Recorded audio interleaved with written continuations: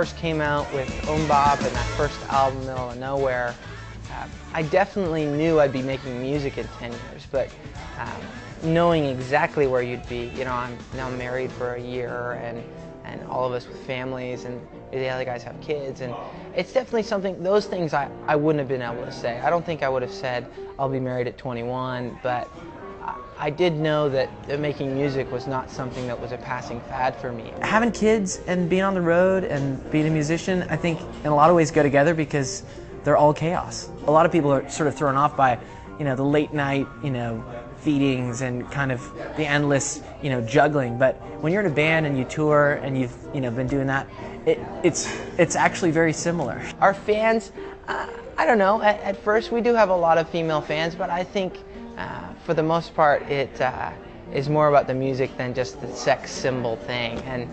And for the ones that are in it for the sex symbol thing, I think probably they just feel more of a, now we're untouchable, now we're ungettable, so they want us more, right? Instead of a bunch of, you know, drunken rock stars and, you know, roadies around you, when you're not in that situation, you've got, you know, a bunch of crazy kids that are bouncing off the walls. And honestly, my wife and my kids are the greatest reward for everything we do.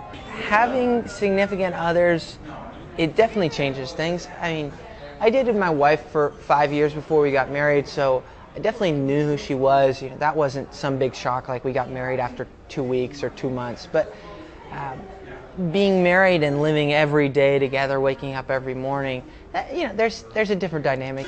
This year is 10 years after Middle of Nowhere, and people have asked a lot of times, you know, would you ever have thought that you'd be here doing this 10 years later? And the answer is absolutely no question about it. The music's in our blood, it's what we were born to do, and it's what we love more than anything. Hopefully, you know, besides obvious other things like your family and so on, which you care about, but your music is your first love.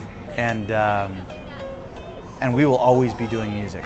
And I think that's an exciting thing. When you get that bug, when you get, you know, cut by the rock and roll razor blade, it's something that's always a part of you, something you can't get away from.